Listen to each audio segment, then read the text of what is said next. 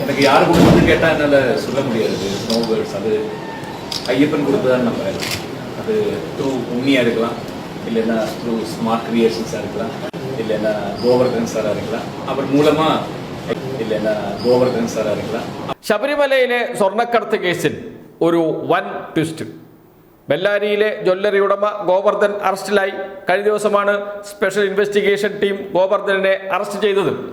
ആ ഗോവർദ്ധൻ സോണിയയുടെ കൂടെ നിൽക്കുന്നു, സോണിയാഗാന്ധിയുടെ കൂടെ നിൽക്കുന്നു. കൂടെ ആരൊക്കെയുണ്ട്? UDF കൺവീനറും MP-യുമായ അടൂർ പ്രകാശ്, ഉണ്ണികൃഷ്ണൻ പോറ്റി നേരത്തെ തന്നെ ജയിലിലാണ്.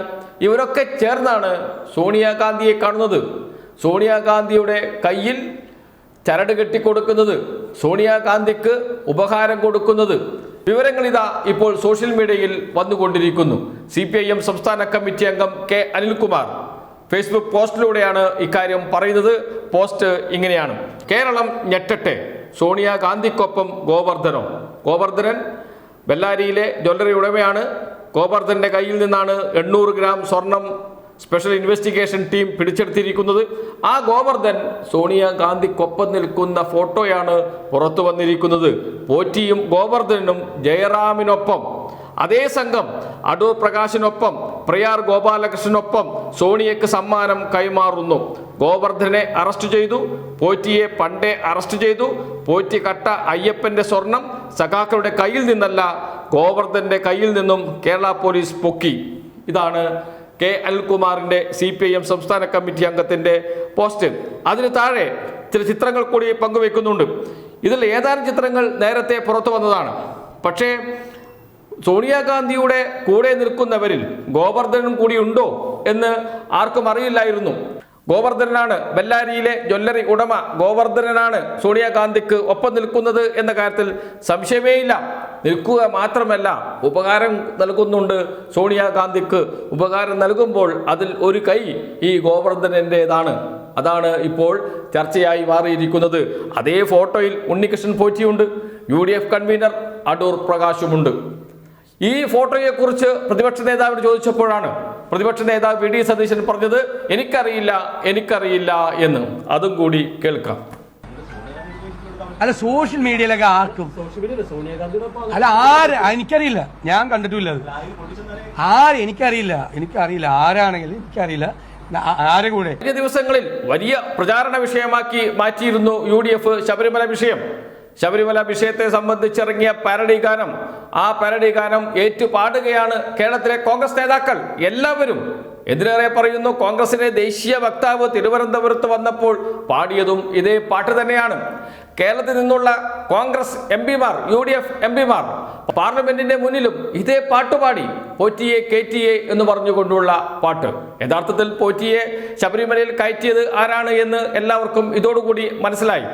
ഉമ്മൻചാണ്ടി സർക്കാരിന്റെ കാലത്ത് 2013 ഉണ്ണികൃഷ്ണൻ പോറ്റി ശബരിമലയിൽ എത്തുന്നത്. അതിനുശേഷം തന്ത്രിയുടെ അടുത്ത ആളായി മാറുന്നു. അതിനുശേഷം അന്നത്തെ ദേവസ്വം ബോർഡ് പ്രസിഡന്റായ പ്രയാർ ഗോപാലകൃഷ്ണൻ, കോൺഗ്രസ് നേതാവ്, അദ്ദേഹത്തോടൊപ്പമാണ് പിന്നീട് സഞ്ചാരം. അടൂർ പ്രകാശ് MP UDF കൺവീനറാണ്, നിലവിൽ UDFന്റെ കൺവീനറാണ്. ആന്റണി പത്തനംതിട്ട MP, സോണിയാഗാന്ധി, ഇവരൊക്കെയായി ബന്ധമുണ്ട് ഗോവർദ്ധന്. ബെല്ലാരിയിലെ ജ്വല്ലറി ഉടമയ്ക്ക്. ഗോവർദ്ധനിന്റെ ജ്വല്ലറി ഉദ്ഘാടനം ചെയ്തത് ആരാണ്? ശബരിമല തന്ത്രി, സാക്ഷാൽ ശബരിമല തന്ത്രി തന്നെ. ശബരിമല തന്ത്രിയുടെ ഏറ്റവും അടുത്ത ആളാണ് ഉണ്ണികൃഷ്ണൻ പോറ്റി. അങ്ങനെയാണ് ഉണ്ണികൃഷ്ണൻ പോറ്റി ശബരിമലയിൽ ആളാകുന്നത്.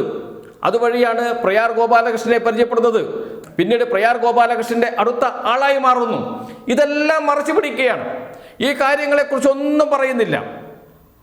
കോൺഗ്രസും മാധ്യമങ്ങളും ചേർന്ന് വലിയ പ്രചാരണം കെട്ടഴിച്ചു വിടുന്നു. LDFനെതിരെ സ്വർണം കട്ടത് സഖാക്കളാണ് എന്നാണ് പറയുന്നത്. സ്വർണം കട്ടത് സഖാക്കളല്ല എന്ന് ഓരോ ദിവസം കഴിയുന്തോറും തെളിഞ്ഞു വരുന്നു. ഭരണപരമായ വീഴ്ച പറ്റിയിട്ടുണ്ട് ദേവസ്വം ബോർഡ് പ്രസിഡന്റുമാർക്ക്. അവരതിനുള്ള ശിക്ഷ അനുഭവിക്കുകയും ചെയ്യുന്നുണ്ട്. പക്ഷേ സ്വർണം കണ്ടെടുത്തത് ഉണ്ണികൃഷ്ണൻ പോറ്റിയുടെ കയ്യിൽ നിന്നാണ്, ഈ ഗോവർദ്ധന്റെ കയ്യിൽ നിന്നാണ്, അദ്ദേഹത്തിന്റെ ജ്വല്ലറിയിൽ നിന്നാണ്. ഈ ഗോവർദ്ധനുമായിട്ടാണ് കോൺഗ്രസ് നേതാക്കൾക്ക് ബന്ധമുള്ളത്. സാധാരണ ഒരാൾക്ക് സോണിയാഗാന്ധിയുടെ അടുത്തേക്ക് കയറി ചെല്ലാൻ പറ്റുമോ? എന്തൊക്കെ സുരക്ഷാ ക്രമീകരണങ്ങൾ മറികടക്കേണ്ടതുണ്ട്. മുൻകൂട്ടി അപേക്ഷ കൊടുത്ത് അനുവാദം വാങ്ങേണ്ടതുണ്ട്. സാധാരണക്കാരന്, എന്നെയും നിങ്ങളെയും പോലെയുള്ള ഒരാൾക്ക് സോണിയാഗാന്ധിയെ കാണുക എന്നത് ഒരിക്കലും സാധിക്കുന്ന കാര്യമല്ല, അസാധ്യമായ കാര്യമാണ്. അങ്ങനെയുള്ള ഒരിടത്തേക്കാണ് വളരെ എളുപ്പത്തിൽ ഗോവർദ്ധനെ പോലെയുള്ള, ഉണ്ണികൃഷ്ണൻ പോറ്റിയെ പോലെയുള്ള ഒരാൾക്ക് കടന്നു ചെല്ലാൻ പറ്റുന്നത്. കൊണ്ടുപോകുന്നത് കോൺഗ്രസിന്റെ MP-മാരാണ്. ഇതെല്ലാം ഇവിടെയുണ്ട്, ഇതെല്ലാം ഇവിടെ നടന്നിട്ടുണ്ട്. എന്നിട്ട് എല്ലാ കുറ്റവും LDF-ന്റെ തലയിൽ, CPM-ന്റെ തലയിൽ കെട്ടിവെച്ച് ജനങ്ങളെ തെറ്റിദ്ധരിപ്പിച്ച് അതിൽ നിന്ന് രാഷ്ട്രീയ ലാഭം കൊയ്യാനാണ് ശ്രമിക്കുന്നത്. കുറച്ചുനാൾ ജനങ്ങളെ ഇങ്ങനെ കബളിപ്പിക്കാൻ പറ്റും, എല്ലാ കാലത്തേക്കും പറ്റില്ല. സത്യം ഒരു നാൾ പുറത്തു വരിക തന്നെ ചെയ്യും. അതാണിപ്പോൾ സംഭവിച്ചു കൊണ്ടിരിക്കുന്നത്.